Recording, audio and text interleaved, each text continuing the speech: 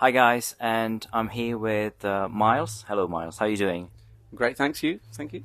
Good, good, good, good. So, tell me, what inspired you to take on the task of arranging a live orchestra with another musical style? Well, we as an orchestra been going since about 2015, and we'd been kind of we'd had a little bit of drum and bass in the set already from kind of some of the festival sets that we'd done, and yeah, we just wanted to kind of take it to the next level. And we thought, what about a whole show? And then we thought, what about kind of like like a whole sort of chronology thing from the sort of origins of drum and bass right up to present day, capture it all. Yeah. Do you have to compromise anything from those two different worlds in order to make it work?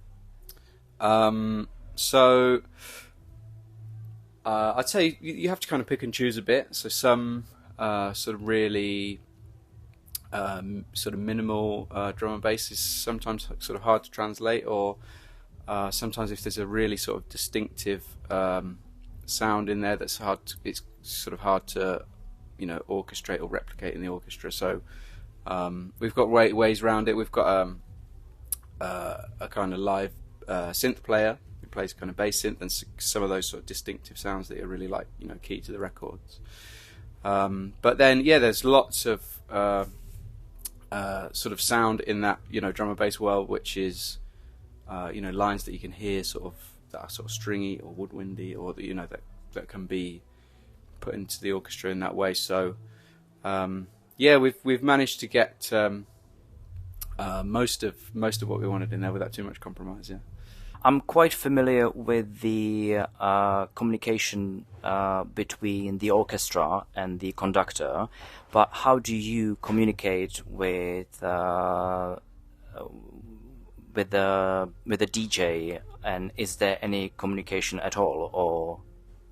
Yeah, there's certainly lots of communication. Me and Mr. Switch, we work together kind of right from the beginning. So it's not a case of like, I kind of write all the orchestra stuff and Switch kind of fits in around it.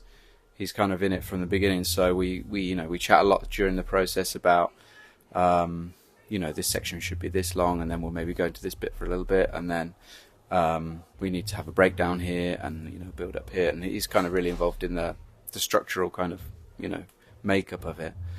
But yeah, right through to the show. So Switch is a turntablist, like full-time world champion.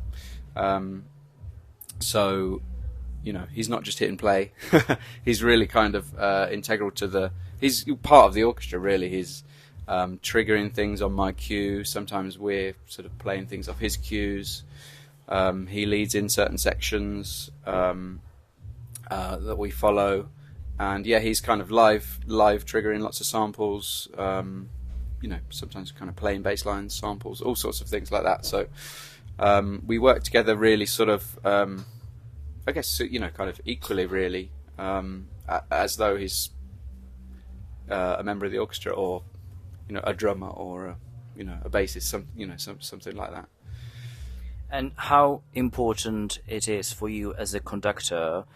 I wanted to ask about the sound, because I guess it's quite different settings if you are arranging the orchestra for the show in the theater, or for this setup, which is totally different, I believe. Yeah, so it's definitely kind of a club show or festival kind of show. We've never really done it like to a seated audience. It's kind of a real, get up and jump around affair.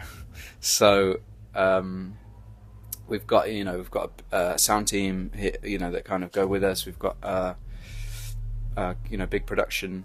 So when the trombones are giving it some, it's really kind of hitting your chest. It's kind of matching the power of the drum and bass and all the rest of it that you'd kind of expect in a club night. So yeah, it's an orchestra, but we're kind of fully amplified to kind of match that power. And where would you like to see the future of this group and this unique fusion in the where is it gonna go?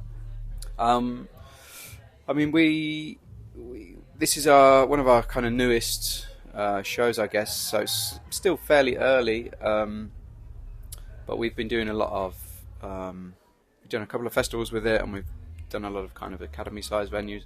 We'd like to do some more collaborations, I think. A couple of years ago, we got DJ Hype, who's on the bill tonight. He came up for a show and did a little bit of, kind of what Mr. Switch does with the orchestra. We kind of had a little DJ battle on stage, and I think we'd like to do some more collaborations, explore, getting some artists involved and explore their, back catalogues and works expanded for orchestra. Collaborations. Just expanding the set, bigger and better venues. We've done this show abroad a couple of times in Amsterdam, but we'd love to go and travel a bit more with it. And do you see the future for this collaboration, live orchestra and drum and bass music style, or is it just one-off?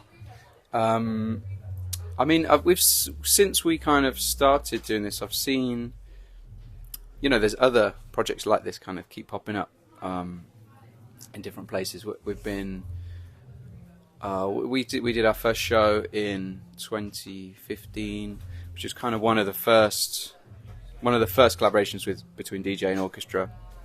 Mr. Switch is the first DJ to play at the proms, BBC proms.